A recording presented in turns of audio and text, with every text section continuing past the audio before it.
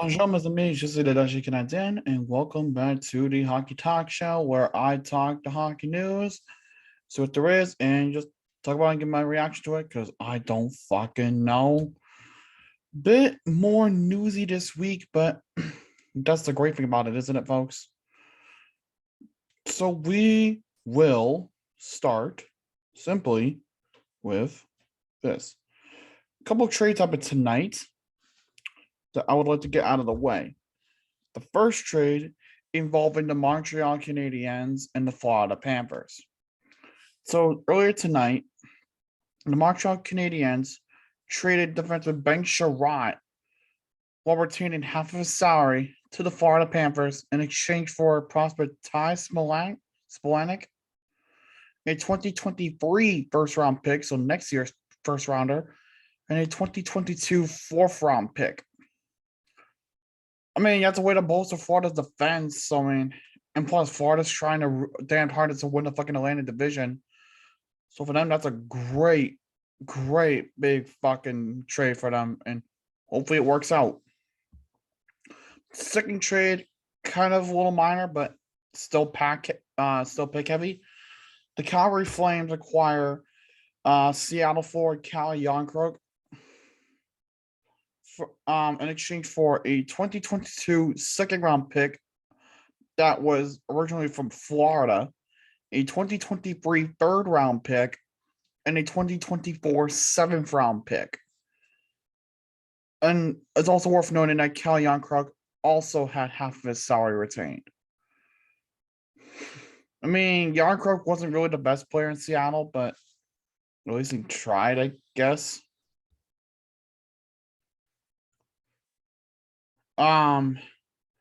Another thing of news, the San Jose Sharks have extended Mr. Tomash Hurdle.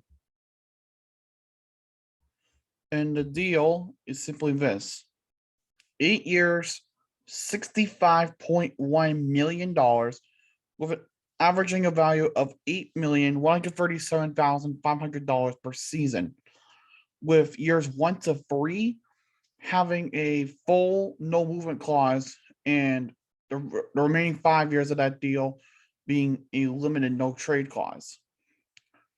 He got paid, and he got paid big. I mean, we knew he was going to get paid, so this is very well deserved for Hurdle. Definitely deserved. I know there were a couple of players being held out because, you know, the trade deadline is coming up. Like Mark Giordano, the captain of the Kraken, he was being held out of the game for asset protection. And funny thing was, tonight was supposed to be his 1,000th NHL game. Right there. Moving on now. We got another trade to talk about between the New York Rangers and once again the Florida Panthers.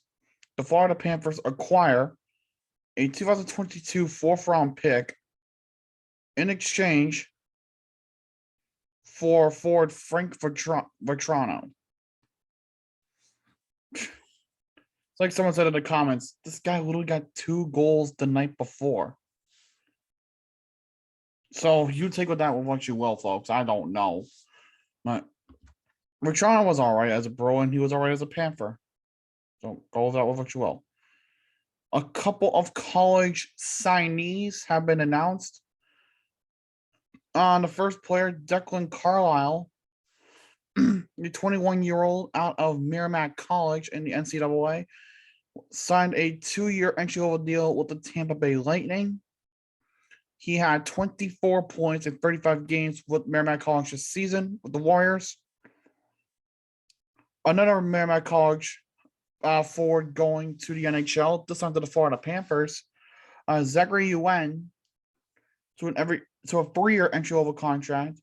The 20-year-old defender, was a Panthers fourth-round pick in 2020, and he's had 19 points in 34 games with the Warriors this season. So gonna help getting beaten out in the first round by Merrimack College. I mean, not by UMass Lowell. Just saying. And then Cross Hanas, from the Portland Winterhawks of the WHL, he was signed to an entry-level contract as well, 3 years. He's had 70 points in 53 games with Portland this season, and he was the Wings' second-round pick in 2020. Well deserved on that one. Drew Helson acquired in a trade, which I'm going to get to right now, so let's talk about it. Drew Helson in a 2023 second went to the Anaheim Ducks in exchange for defender Josh Manson with half of his salary retained. The fact that Colorado's been damn good this season. There's no doubt about that.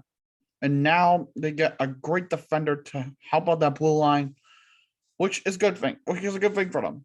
It allows Colorado to bolster up the defensive line and make a good run.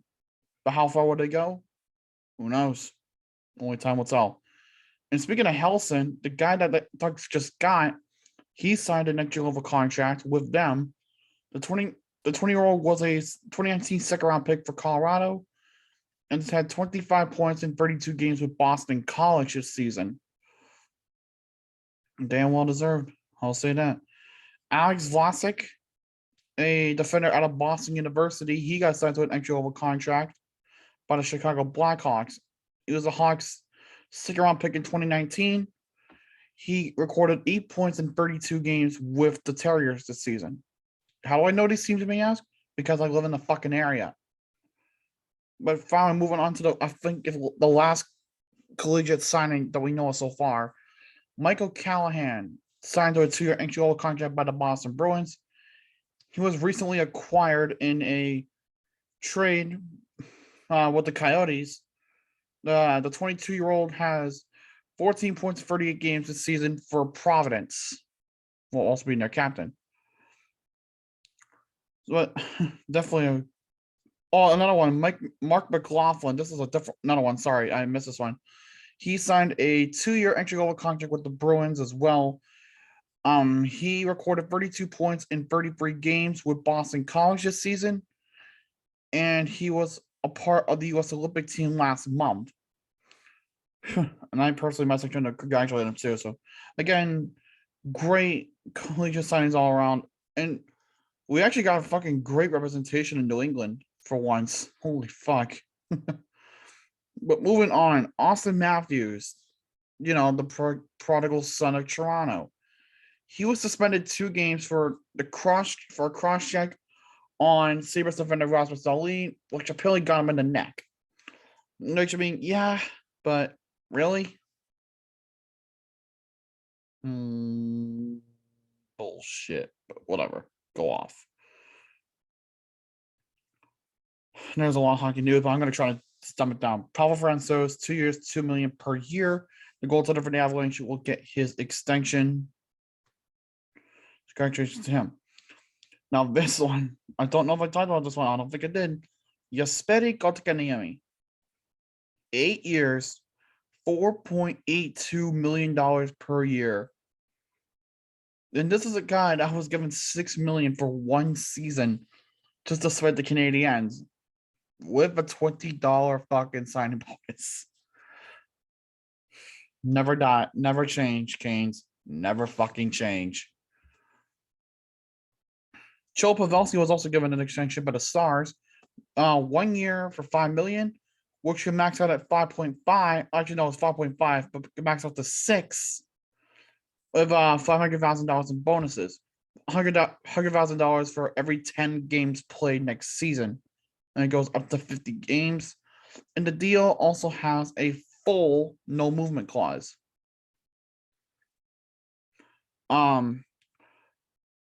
Stars goaltender Anton Hedoben now, he is set to miss the remainder of the season and will miss 6 months following a hip surgery. He suffered a hip injury. I don't know when, but it is said that he will be out for the next 6 months. Looks like to close out the episode. I mean, fucking finally. It was a small trade is what we need to talk about. 1-for-1. The Minnesota Wild acquired Tyson Jost from the Colorado Avalanche in exchange for Nico Sturm. I mean, I don't know how I feel about this trade. I mean, I just know Tyson Jost. He's good. Haven't seen much of them, so I can't really say anything. But beggars can't be choosers, can they? But anyways, I think that'll do it for this episode. I hope you guys did enjoy it. If you did, leave a like, comment down below if you guys want to see anything next. If you have not done so already, subscribe and join the Logical Army. Until next time, guys, je suis le Logique Canadien. Bonne nuit et au revoir.